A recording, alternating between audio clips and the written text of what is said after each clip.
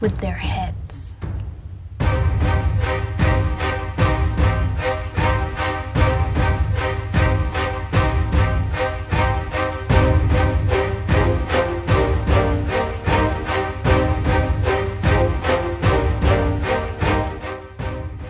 Welcome back to my channel. Today I'm going to be showing you guys how to create this pretty simple, gory Queen of Hearts look. So let's get started.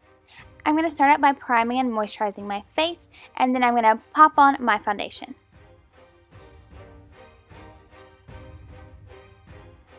Next up is eyebrows. So I really wanted to go for a dark and dramatic eyebrow for this look, however that is totally optional.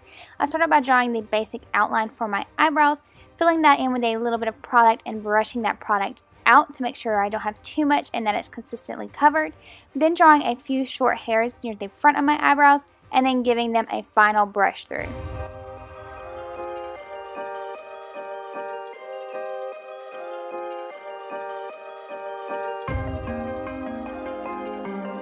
Looking cute, girl. Now on to eyeshadow. I'm going to start out by priming my eyelids with this eyeshadow primer so that my colors appear more vibrant and last longer. I'm picking up this kind of a light blue teal shade and applying that right into the crease of my eye and working on blending that up towards my eyebrow. Now picking up the second shade of blue, I'm going to go right back in on top of that first shade and kind of deepen it up and give it a little bit more color. Then picking up this more navy blue color, I'm going in once again on top of that and building up color. You don't want to apply too much color all at once because then you'll have a big mess on your hand and it'll be very difficult to blend out. So you want to apply colors gradually and then blend them out using a fluffy brush.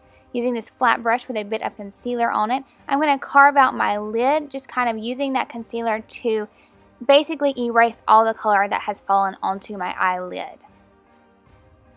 Then I'm going back to that very first shade of blue we used and packing that in right on top of my eyelid. Next, I'm going to use some glitter adhesive on my eyelid because we're going to be using loose glitter. If you're using a pressed glitter palette, you definitely don't have to have a primer. However, if you're using loose glitter like I am, you're going to want something for your glitter to adhere to, whether that be chapstick, Vaseline, glitter primer, or any other skin-safe adhesive. Next, I'm picking up this light blue highlighter and highlighting underneath my eyebrows and in the inner corner of my eyes just to open up and brighten my eyes a little bit.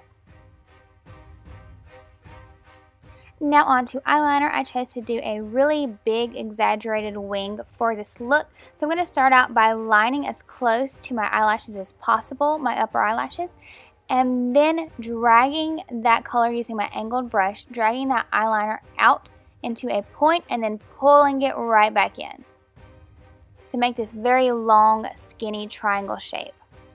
Then going back to that navy color and a flat brush, I'm just going to accentuate the color in my crease and darken it up a little bit, as well as go in right above my winged eyeliner with that first blue color to make kind of like a second wing on top of my liner.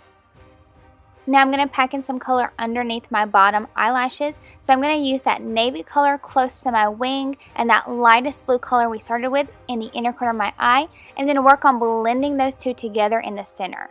Then I'm going to line my bottom waterline with some white eyeliner. I'm going to go in and apply a little mascara to my top and bottom lashes and then apply false lashes to my upper lashes. Now moving on, I'm going to apply some blush to my cheeks and then work on contouring my nose just to make it look a little bit thinner for this particular look. So I'm just taking a flat brush, putting in a little color on the sides of my nose and then working on blending that down to make a more natural look.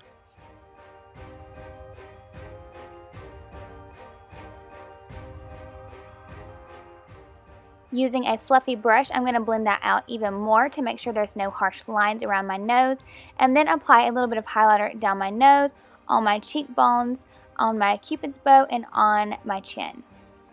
At this point, I decided to go ahead and throw on my wig cap and my red wig. Now this is an old wig that I hardly ever use anymore, and I used it for this look because I knew it was going to get dirty. So if you are using a wig for this look, make sure you're okay washing it or it's a wig that you're not particularly fond of. And then I tried to shape it into kind of a heart shape using my fluffy bangs and the ends of my hair. Yeah.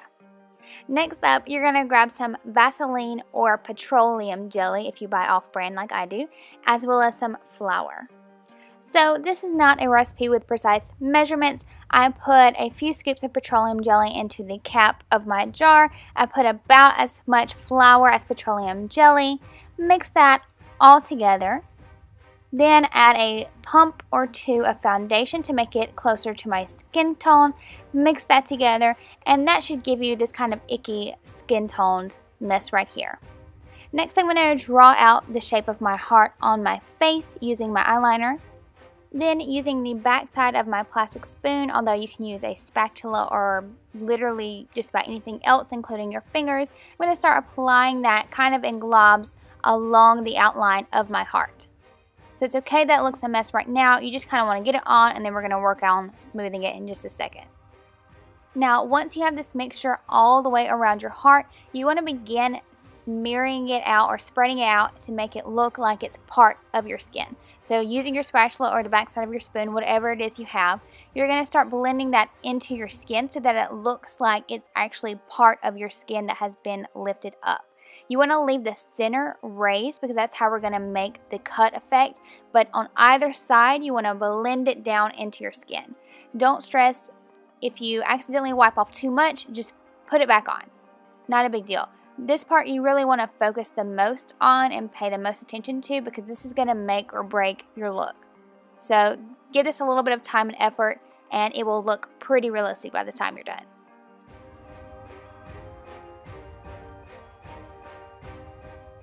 Once your mixture is sufficiently blended out and into your skin, you want to start making the cut in the center. So I'm using a very stiff paintbrush and cutting down the center with that, although you can use a small stick, a small brush, whatever else you have.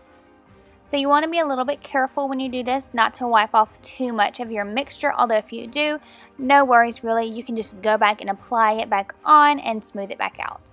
So you're just going to cut right through that petroleum jelly mixture all the way around your heart. And if you mess up anything along the way, just blend it right back out. Here I'm going back in with that paintbrush and really focusing on blending out that petroleum jelly to make sure it looks like it's part of my skin and it blends seamlessly into my skin. The last thing you want is it just gobbed up on there and to look very noticeably fake. You want this to look as realistic and blended as possible.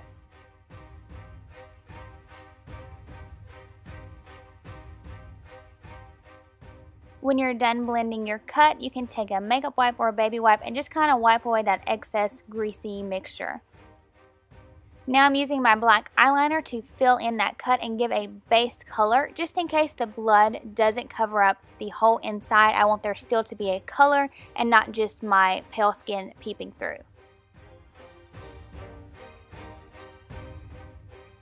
Next, I'm going to work on creating a little bit of bruising and redness around this scar. So I'm going to take this plummy purple lipstick color and put it on my finger and then using my finger dab it around the cut in my head. So using your finger is going to create kind of irregular textures and patterns, and that's really what you want because bruising is not going to be a uniform shape and size all the time. Then I'm going to go in with this reddish brown eyeshadow and a small eyeshadow brush and kind of do the same thing, adding a little bit more darkness in the areas that I want it. When you're using an eyeshadow brush to create these shapes, you're probably going to want to go in and dab on top of those, on top of that eyeshadow with your finger, just to make sure that it doesn't look too uniform.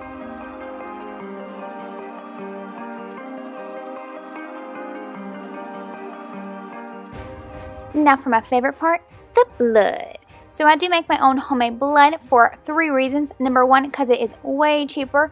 Number 2, because you can always have some on hand, and if you run out, it's super easy and quick to mix up. And number 3, because it is safe to use in and near your mouth. It is made of light corn syrup, red food coloring, and cocoa powder for consistency. However, if you are allergic or think you might be allergic to red food coloring, do be careful if you plan to use it in or near your mouth because you don't want to have an allergic reaction.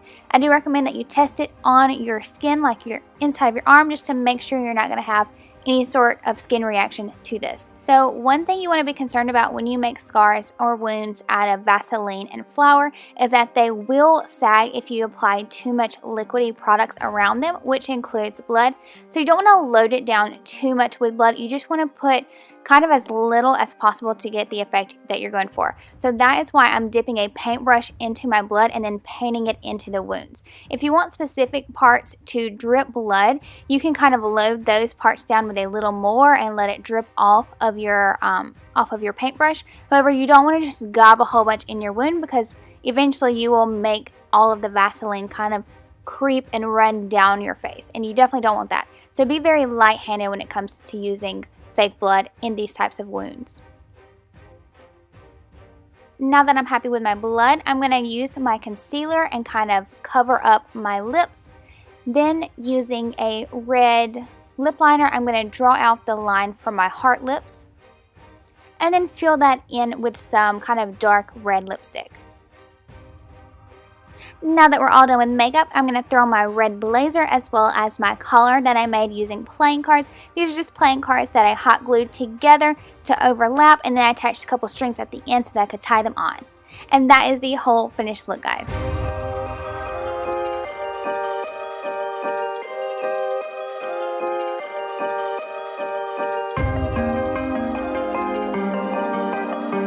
Alright guys, thanks for watching. I hope you all enjoyed this video. If you did, please give it a thumbs up and subscribe to my channel before you go. Also, feel free to leave me comments below on what you thought and share this video with your friends. See you guys next time.